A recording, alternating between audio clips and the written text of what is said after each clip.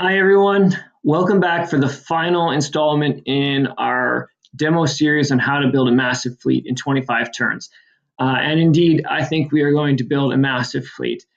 Things have gone exceedingly well. We're here on turn 23. I've already made my moves on turn 23, so we've already set the stage to be able to play now. Turn 23, turn 24, we'll play just setting the builds in turn 24. We're not going to make all the moves. Obviously, if this was a real game, we would be moving all of our ships and continuing, but we're not going to do that on turn 24. We're just going to set the stage for our last two turns here so we can see what we've managed to produce. If we just look, I just want to point out a couple of small things that are interesting at this stage. If we look at our homeworld, we have, in fact, only 885,000 clans left on our homeworld. We've been taking so many off to the other nearby planets. In fact, if I just use our map tool over here and look at colonists, you can see that we've got a really nice distribution, some really large groups of colonists, even far from our homeworld, 200,000 out here, 200,000 over here. We've got 300,000 near our homeworld. Over here, we've got another 230,000, another 200,000 down here. We're really, really well distributed. In fact, even if an enemy were to be attacking our homeworld and taking it out right now, we've got plenty of clans all over the galaxy being able to work with us. So we've really expanded. Now we can come back to these planets to continue expanding out into these areas, use colonists from these areas to expand into these areas. So at this stage, usually what I would do once we hit the ship limit is stop taxing these guys, let their happiness recover, and start letting them grow again. At that point, the money is not so nearly as important. So here, let's have a look at turn 23. When we look at the builds, I'm going to go from the bottom up here. If we look at Fornax, sure enough, we're building a rush here on Fornax. Up here in the north in Delta, I decided to build another Merlin. I thought, if we're going to build a proper, well-rounded fleet here, it's important that we have at least a couple of Merlins. That's going to make things go a lot smoother for us as we head into the later stages of the game. And we've got another rush queued out here at our humanoid on our far outpost base. Down here at Centuria, our longtime factory. It's turn 23. This starbase has built a rush every turn since turn 11. So this starbase alone has been a massive production factory, and you can see that once we get that production going on one starbase, it's able to continue to produce it over and over. And all I had to do was think 2 turns, 3 turns ahead. How am I going to load this up each time? And that starbase alone is producing a huge number of rushes. Our homeworld is producing another really high quality ship here, this Tranquility with transwarp drives, plasma bolts, Mark 7s. And our final starbase in the north is also producing another rush with Nova 5. So everything is set here. We're building all of these big ships. That's a lot more heavy carriers. And if I've done everything right, we should be able to build even more heavy carriers on the final turn 24 heading into turn 25. So I'm going to hit end turn. I haven't given every planet its orders this turn. I wasn't necessary for the sake of this demo, so I haven't done everything as I would in a real game. In fact, at this stage in a real game, I would be, if I thought the ship limit was coming next turn, I would already be starting to think about building star bases on all of these planets as fast as I can. So the next stage, one of the beautiful things about planets is that once you kind of move through that shifted stage through the ship limit, and this is why I think the ship limit is such a valuable and exciting part of the game, you have this clear transition. We've hit the ship limit, and now I can stop thinking about every one of these star bases and queuing them up, and I can start changing and focusing on a different thing. How am I going to use my resources to make war on my enemies, to expand my empire, and at the same time focusing on building more star bases all over the place so that I can queue things up and continue that economic part of the game. So this shift is one of the beautiful things about the game that we play, and one of the funnest things that that I like to think about as I change from one stage of the game to the next. Okay, so with that said, like I said, there's a lot of ships here. I haven't given them orders. They're just kind of on the array, but for the sake of our demo, it's suitable for us to head to turn 24. I've given the key ships orders that needed to bring final resources to the star bases to queue this last turn. So here we go. A few ships all moving to our star bases. If I've done everything right, we should be able to go into each starbase now and offload the stuff that's arrived, and we should have enough stuff to build our final builds on this turn. We still have tons of resources here at Centrum, so things definitely seem to be going good. And sure enough, I can build another rush. Now that we are right at the end here, we're not saving any resources. We want to spend every penny we can. So I'm definitely looking to build kind of the best engines I can, the best beam weapons I can, whatever I can afford. I want to spend on these ships. So I'm going to use the 1600. I'm going to save just a little bit because I want to. So I'll put blasters on this one.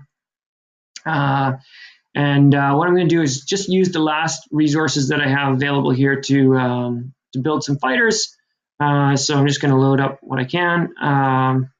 Not much can be built on that one, but on this starbase I can build a few fighters. So we're just going to start building fighters. So again, now that we don't need these resources because we're hitting the ship limit, next turn, clearly, we want to start putting all those resources, all that work that we've been doing into immediately powering up these ships so that we can send them off and start to do battle with the enemy. And that means building a lot of fighters for heavy carriers or maybe torpedoes for your torpedo ships and going off to lay a lot of mines and whatnot. So I'm going to head to the next starbase here. This one's good. And we're going to offload things here onto this planet. This is our far off humanoid base, which we didn't even know was going to be able to produce anything, but amazingly has set the stage here for producing 3 rushes out of it. So you can see how even just the right combination of planets used properly can immediately be extremely valuable and produce something strong. So I'm going to try and put a little bit better engines on this one. I'm going to spend almost everything. I don't really want to spend all of the cash, or I don't want to sell a lot of the supplies because I want to use them to make some fighters and really beef up my army. But I can afford here, I think, definitely plasma bolts. So I'll just put 4s and plasma bolts on this one. And I'm going to load up my rushes here using the build fighters loading tool here. And it's fill those 2 guys up. And those 2 guys will build a few fighters. And that'll be good. So this starbase is off to a good place. I'm going to head to the next one. And if things go well here, I should have brought in everything, just arriving on time. And I'm going to make this game available to anyone after this video series is over to browse through every one of the turns in here, to have a look, how this was done, and to get a sense of turn by turn. If you want to follow through it, you can. Again, I'm going to try and spend what I can here. I'm going to save myself a little bit. That'll save me with enough supplies to build some fighters. So I'm going to do that now. We'll load that one up, and we'll load this one up. We've got lots of rushes here, so they're able to build fighters quickly. So we're going to do that, and we're going to head on to our next starbase. This is our homeworld. Really cool because we were able to use our hyper jumpers to get a big chunk of money here. We haven't been able to build a rush on our homeworld the entire game. We've been focusing on building those high quality tranquilities, but because we've gotten that money here, finally we've got a big source of money and we've got lots of minerals. So we're going to make a final push here and try and build ourselves a really nice rush. with some good engines. Can I even get transit drive? Not quite enough money. I do have enough for a hyperdrive 8 though, so let's put that on there. And maybe some blasters. Looks like we have enough money for all that. How much supplies does that leave us with? Almost none. Let's leave, well, we have almost no molybdenum anyways, so we'll just stop here and build a really nice one with 8s and blasters, or we can go down to, oh, why not? And we'll just load up what little we do have here into one of our rushes. We've got one rush here, so we'll just load up a little bit and make a few fighters and get our military score to really shoot up. And so we're going to go over to the southern starbase, and we're going to offload stuff here. We've got a bit of molybdenum has arrived. Most importantly, we got the money that we need here to build a final one here. We've produced a lot of rushes down here as well. We have just enough here to build another rush. Definitely not lots of extra cash here, but we do have some molybdenum, so we're going to use that to build some fighters. And same thing here. And that loads that one up. So this starbase is done. And we're at our northern starbase here, the one that we built fairly recently, to build a few more rushes before the limit.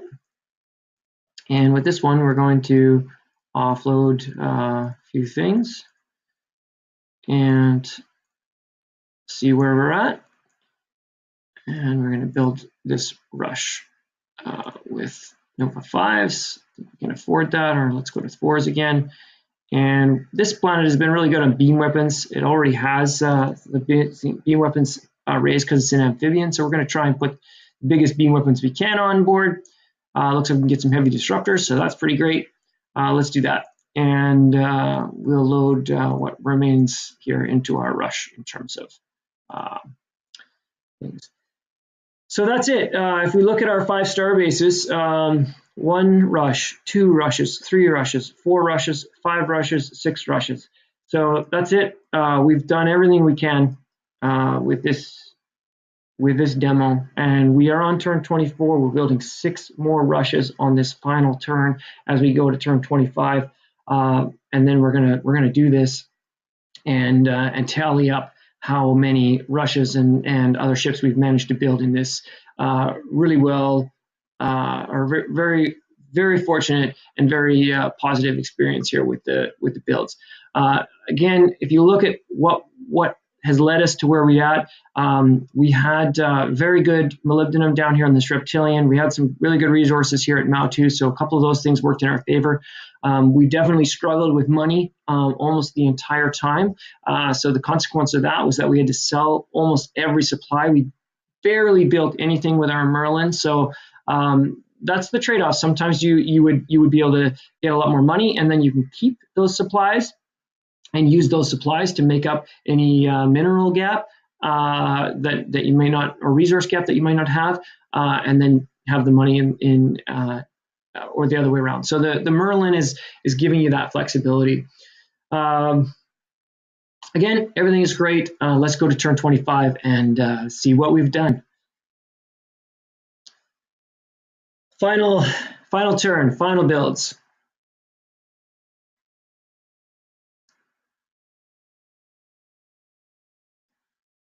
Here it is. We've got one lone ship moving over here. So we didn't move too many people. So everyone's parked. Obviously, we would have had a lot more action. Everybody would have been off busy starting the next steps, but we've done it. We've played our 24 turns, and we assume that at this stage we hit the ship limit. So how have we done in those 25 turns in hitting the ship limit? Let's look at our fleet. Well, first off, we've got 73 starships. So this is a very big number. It's very good. If you think about 500 ships in the game, you've definitely got way more than your share. And we know that this isn't a fleet of lizard hissers that are taking up ship slots or useless freighters. Sure, we have a lot of Falcons, but we also have a hugely powerful fleet. So let's look at it. We're going to look at the hulls here. In the end, we only ended up with 1, 2, 3, 4, 5, 6, 7, 8, 9, 10, 11, 12, 13, 14, 19 Falcons. So not a lot more than we had near the beginning, and that's because we started to build higher and higher quality ships. So only 19 Falcons in there. We did build one Gemini with transwarp drives. We've got 4 large deep space freighters with transwarp drives, so really still very powerful economic force there. All these guys can be towing rushes out to the front and carrying colonists with them. A decent assortment of medium deep space freighters here. Very importantly, we've got 2 Merlins, so we're well established for the future. Those were expensive. We invested in them. We're going to be able to keep building our economy even when our resources start to run out. And wow, before I get to those rushes, we've got 1, 2, 3, 4, 5, 6, 8, 9, 10 Tranquilities, transwarp drives. 3 of them have got Mark 7, so we have a few mine layers here, more Mark 4s than we would like, but we were definitely short on cash, but we did manage to pull it off at the end to get some Mark 7s out there, so we're in pretty good shape. 1 lonely Sagittarius with transwarp, so he can do some towing as well as that Gemini. And let's see how much damage we've done here with the rushes.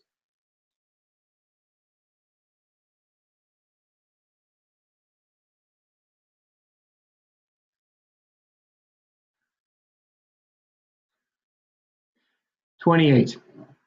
So we produced 28 heavy carriers in this process, plus 2 Merlins. So in fact, it is a absolute fact that if you were to play this game out in almost every game that you would have participated in, this will be the largest fleet in the game at this point, at turn 25 by far, and probably is an unstoppable force in your quest to winning that game.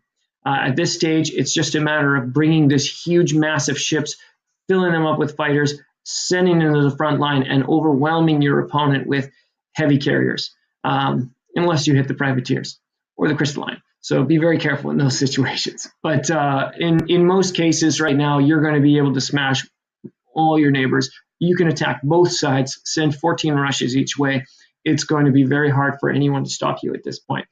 And that's why these first 25 turns are so important, because you set the stage now. You define the terms. We look at the scoreboard. You've got a massive military at this point, and you haven't even started to build fighters. Once you start to build your fighters, this military is going to triple, and you're going to set all the terms on any diplomatic discussion. Everyone is going to be responding to that, saying, wow, I don't want to get crushed by that guy. Yes, please, I will have peace with you. So you'll be able to pick and choose the battles that make the most sense with you. Choose the allies to eliminate the most dangerous opponents, like the privateer in this scenario. Make an alliance with the Fed so that you can refit some of these ships you have. You'll be able to choose what works best for you, because you're setting the terms as you go forward in this game. And that's really what this is all about. And this is how we do it. And imagine that every player started to play along these lines in high-level games. We would start to see the ship limit maybe even coming down to turn 24, turn 23. If everyone starts to do this, we could be hitting those limits even earlier, and more pressure. There is a long ways for us to go to improve as a community in how we play this game. There's a lot higher level of play that can be achieved by all of us.